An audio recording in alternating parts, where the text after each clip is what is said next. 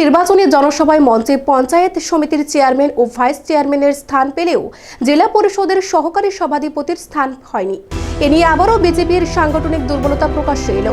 এই চরম অপমানজনিত ঘটনা প্রকাশ্যে আসে শনিবার কদমতলা মাঠে সুবিশাল নির্বাচনী জনসভায়।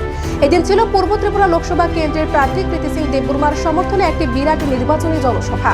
স্থানীয় কদমতলা দ্বাদশ শ্রেণী বিদ্যালয়ের মাঠে এই জনসভাকে ঘিরে চরম অসাংগঠনিক দৃশ্য প্রকাশ্যে এলো।